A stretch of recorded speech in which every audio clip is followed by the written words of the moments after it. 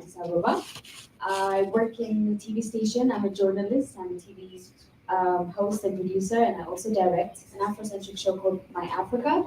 It's been almost 3.5 years since we've been working on that, and besides this project, I do PR communications for different organizations and branding and marketing works too. I'm so excited to be here. The room is so amazing. Thank you. Thank you. Hi, I'm Nana Ifiba. I'm from Ghana. I'm a queen mother in Western Region, Hunter West District. My work mainly focuses on women and children, economic development programs, and recently I've added climate issues and environmental protection work to it.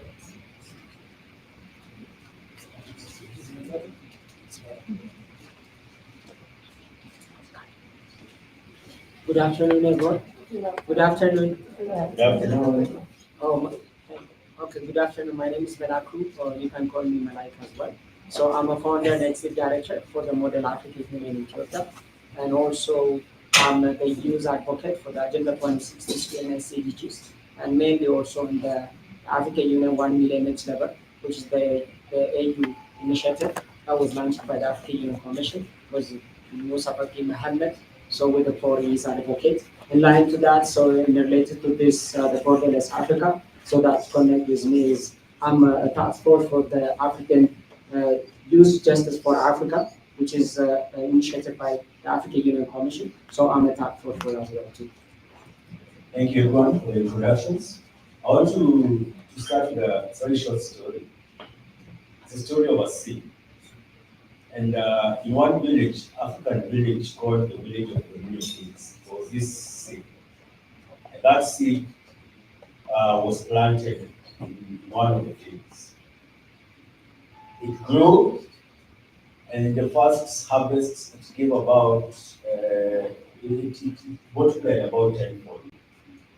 Then in the second harvest, it was eightfold. In the third harvest, it only produced give a harvest of fourfold, multiplied 4 times. And someone suggested to the elders that take this seed and take it to another field, maybe it will do better in that field. But the elder was like, this is our seed, we cannot give it to any other person. But somehow, by luck, some wind came and blew away the seed. And it went and fell in another barren field. And that season, the seed multiplied 20-fold. So we started the Queen Mother. What does that story illustrate for you in terms of the theme of this forum that we have about Abundant Africa? It's based on the work that you're doing where you work. I don't know if it makes sense. So with your story of nature propelling the seed to another place, increasing its bounty, I think if I look at my area, we have a lot of women that do domestic economic activities like fishing, smoking fish, farming, producing gari. At the moment, it's not very easy to take the finished products from where we are to, let's say, Ivory Coast. We are quite close to the border. But I remember when I was a child, my grandmother, my aunties, they used to travel with the finished product, the gari, the cassava dough, the pondo, by road into Ivory Coast and trade, and the Ivorians used to do the same. Presently, for whatever reason, it's not very easy to do that. Even though we have the free movement and the visa-free agreements within the ECOWAS states, when these small-scale traders get to the border, the practices, the immigration practices there, makes it very difficult and costly. So I think we really need to look at the implementation and the practical human costs of the extortionate practices that happens along the borders to increase the economies of both countries at the borders. Thank you, thank you. And I want to hear all your takes on that story and how it relates to what you do and the borderless Africa. Because you need to reclaim. Exactly. So I think what matters the most is the intention behind it. Every single country, especially here in Africa, we all have our own resources, our own strength and weakness that we could share and market. So the intention behind it is something that we need to focus on. Because if it's from the sense of lack, I think every single result that is made by that action will be negative. And the other thing is that no matter how much we talk about having a borderless Africa, it doesn't really matter as long as we're not open in terms of like spirit wise. Meaning, if you travel to Kenya or like if you travel to South Africa or Ghana, and if as an Ethiopian, if I'm not open individually to the culture, to the history, to the economy, to whatever that country has to offer, even if there is no border, I'm setting that border for myself. So I think we need to break down that border or like that complicated idea about having that restrictions as a countries into individual perspectives and break down that ideology and create that connection through the resources that I have as an Ethiopian, as an African, and then through the resources that every single person has, for example, in this room. So that's what I would love to say. Yeah. Thank you. You're you're in travel industry. Yes. How does that, the idea of the seed? Okay. The idea of the seed, I'll be the seed in this scenario. I'm from West Africa and Nigeria to be precise. And if you've heard story about Nigeria, I think we faced the most visa restriction when it comes to moving around. Because there's this stereotype, Nigerians are loud, Nigerians are, troublesome. When Nigeria gets to a place, they want to destroy and all of these things. Yahoo boys. Those stereotypes affect me also as an individual who is focused on traveling within Africa. And if you've seen the media, there's been a place where migration has been European based. Like if you want to make it, if you're looking for greener pasture, the best place to go is, outside of Africa. And as someone who promotes African tourism and inter-African migration, I begin to ask myself, how do I change this narrative? And how do I make, other Africans flourish within our Africa? And how do I, with my travel, be able to break down these borders? And that's why I started traveling Africa by land. The experience when you're traveling by land and when you're traveling by air are two different things. It is easier sometimes to travel by air because there are rules with the airlines and partnerships with airlines and the countries. But when you're traveling by land, it's a different story. Oh, why are you here? You need this visa. Oh, stereotype, just looking at my visa. Oh, Nigerian, hey, back to where you're coming from.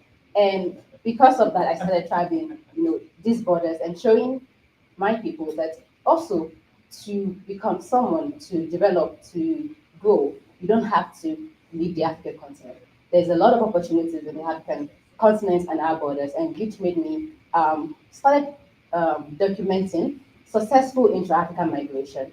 They say if you go to anywhere and you don't find Nigeria there, run, because we flourish everywhere. We go into anywhere. Sudan, we have Nigerians in Sudan currently, and we'll be fine. So I decided to start documenting, intra-African migration, Africans who have relocated between within the region that I'm making it, and which also made me go through the migration process myself. I'm currently residing in Rwanda, and that's why I said I'm just in this scenario because I'm not doing better in Rwanda as a Nigerian who has migrated into Rwanda, who is flourishing, and it's just 8 months. So I'm here saying, if we can break down these borders, make residents permits easier, and it will be easy for Nigerians or any hostile the African to move, transport talent, transport product, transport resources, and grow as a continent. Thank you.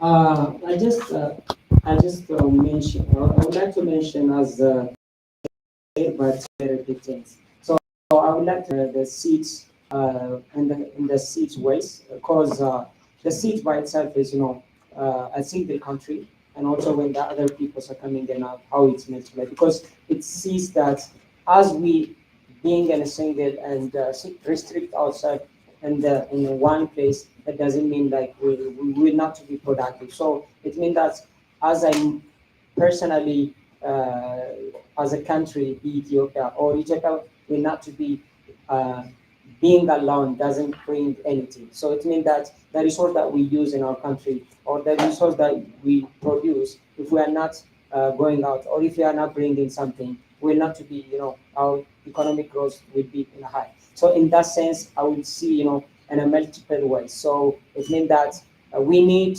uh, want each other. So we're not to be, when we have been alone, we will not to be to get more things. So I think it's a diversity of Africans. That's why we need it. So yeah, and that's why we need multiple ways of looking around. If you look at the Ethiopia with the border of Kenya as a neighbor, there is called Muyere. So in that sense, you see the people who are border trade. So they once in a while they go to the Kenya border and they might be going to the Kenya Nairobi easily. So it means that on those border trades they might be if they are not going so to come at this, it's very hard to them. So it means that when we sit in ourselves in somewhere it's stagnant to strict, it's very hard. So it means we will need more by more countries, more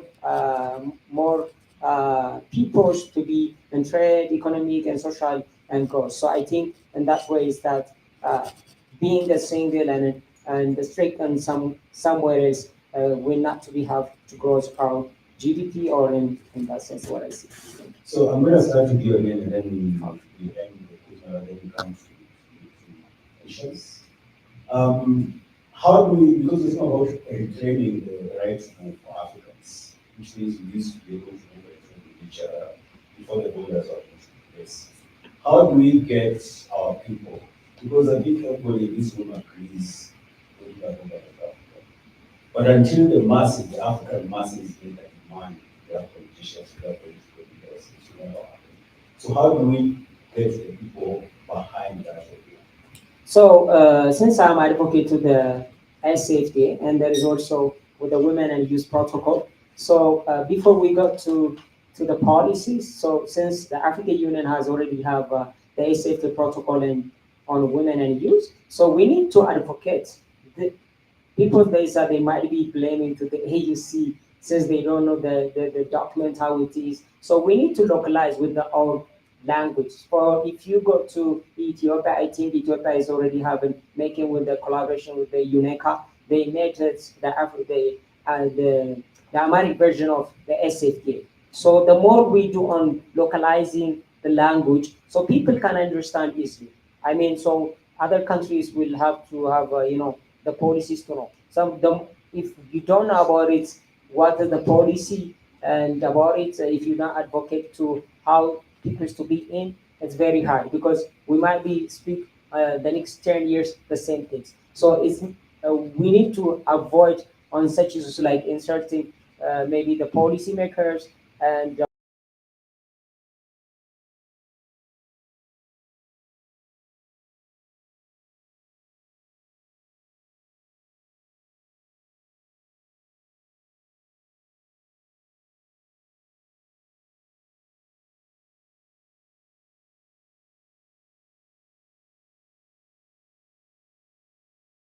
how are we advocating the free movement of protocol as person and also goods?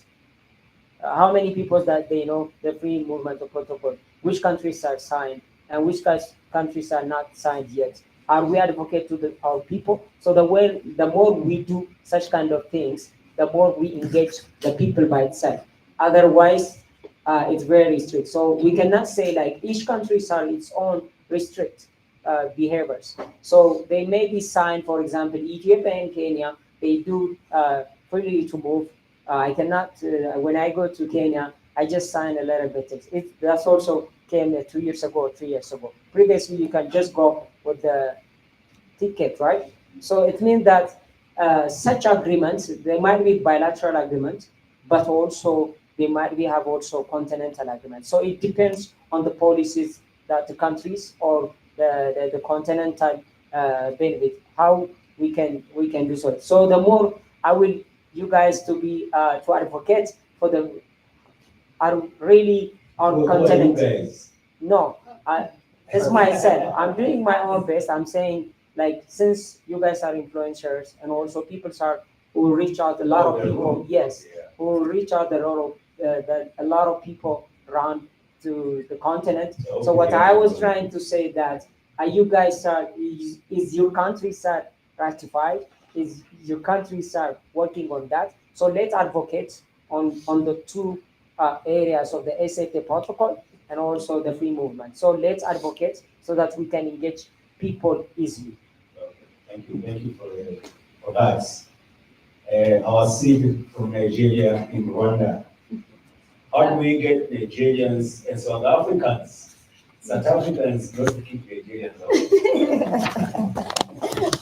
That is serious. I'm always on the TikTok platform, and I'm hearing we need your house. Yeah. I'm like we are brethren, we are siblings and family here. I think we need Africans to be more invested in Africa. We need Africans to talk more about their own continent. We also need to see that we are one. Naturally, a lot of Nigerians travel for tourism. We travel a lot, and we traveled a lot for tourism and again to invest. We occupy. I know we occupy space, and that's why South Africans are like there are a lot of us here who are having businesses and everything. I think that the only way that we can now work together is South Africans to work with us. No? We already have this business. Why not Nigerians work with South Africans? We are the giant of Africa. But we all have to work together, right? We all have to be one and have one voice, like we've been saying here, one voice, one mission. And you just have to come together to advocate for unity and peace. And that's what we need. So here in this room, as influencers each in their own way, whether you're an artist, journalist, content creator, how do we package the message to our audiences that then this starts becoming attractive, that the seed can thrive. Maybe it wasn't thriving in Nigeria, now it's thriving it was blown to the wind in Rwanda. Yes, we just need to talk more. We need to be more vocal about these things. I used to say I'm a product of experience because growing up in schools, history was not really taught this way. And the more I travel, the more I begin to gain experiences. And the more I gain this experience, I begin to research more on, okay, what is the AU protocol? What is FATC here, for instance? What is all of these things? What are they bound with? And the more I learn, the more I teach. My social media is my story. I use more of my stories because I feel like it's not personal. You can really talk to people who are already invested in you as a product or you as a voice. And I use my Insta story more and relate and talk to people. And every time I'm sharing like restrictions I'm facing about traveling or news of things happening in Sudan or things that are happening around us. One time I had to travel from Kinshasa to Goma just to push an awareness of what is happening in the DRC.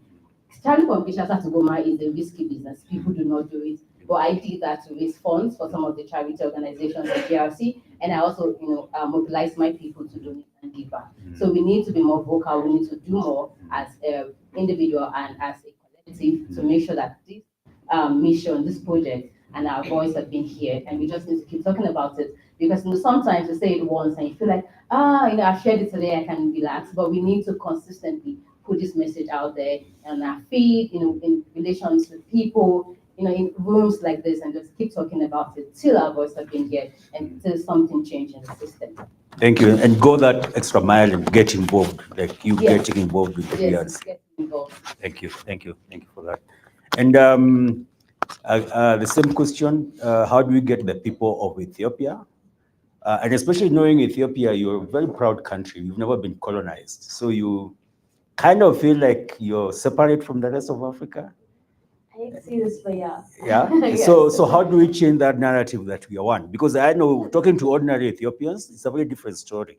But from your government, it's like we are special.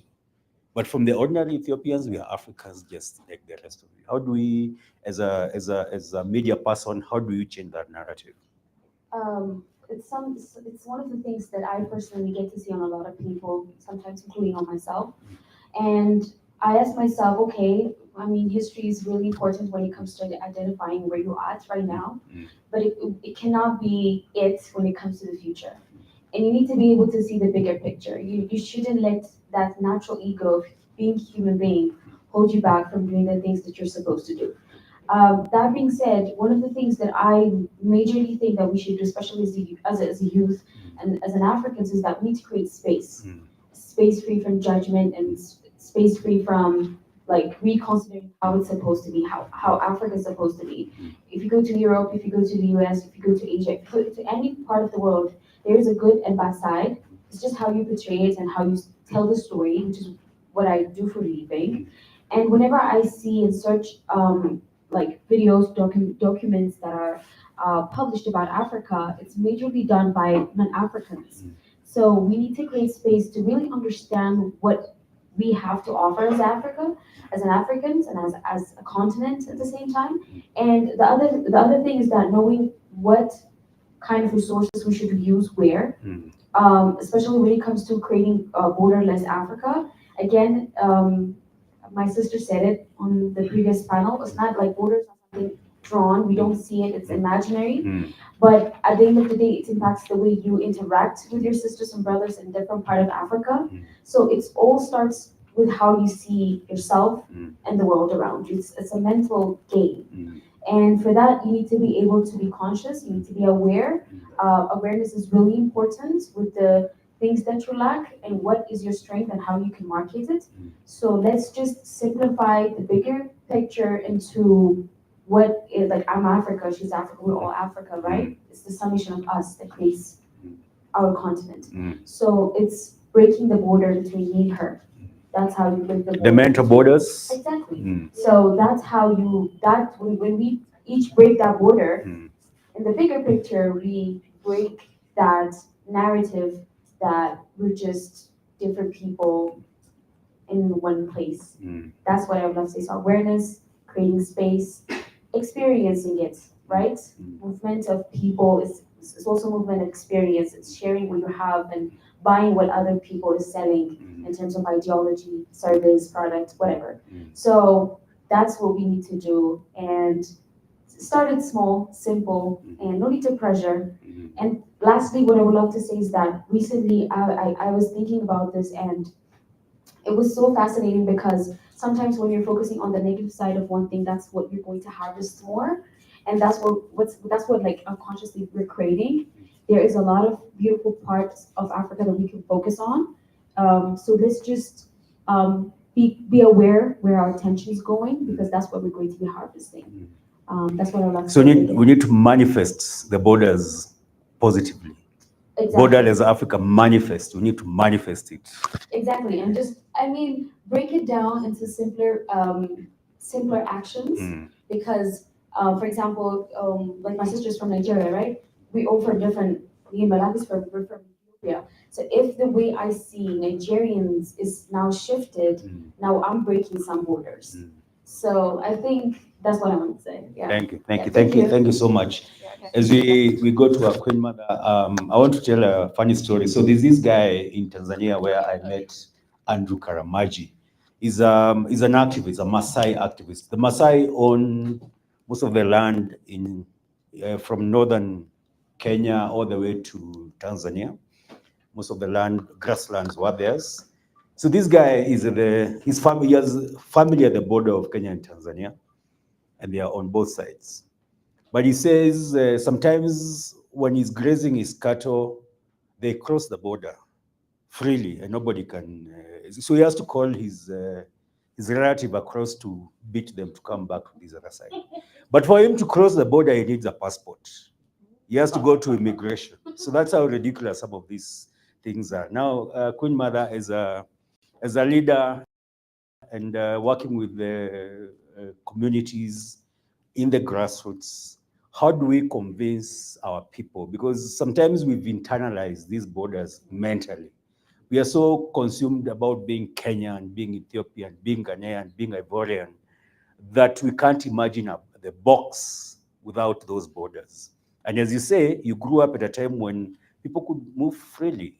Now we are enforcing those borders even more strictly. We are so beholden to these European creations that are our countries, yet we call ourselves independent. How do we get our people to move along with us? I think at the moment there is a lot of socio-economic anxiety in a lot of the African countries. It falls on us right now to mobilize our people on the grassroots level to reassure them that things do get better. Historically, we've seen countries that were very, very economically somewhat inactive, but now they've become economic giants in the world. I think Africans need to understand that concept and let go of that kind of anti-immigration sentiment that breeds within us. If you look at what is happening in South Africa with the Nigerians, and it creates such obstacles and complexities for the very concept we are here to promote, a borderless Africa.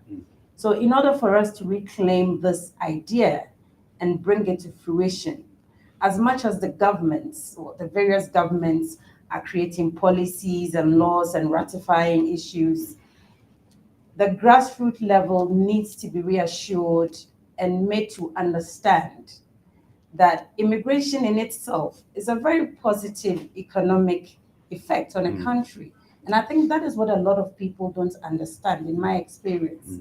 Because even in my town, you hear comments, very, I wouldn't say ignorance, but it comes from a place of fear.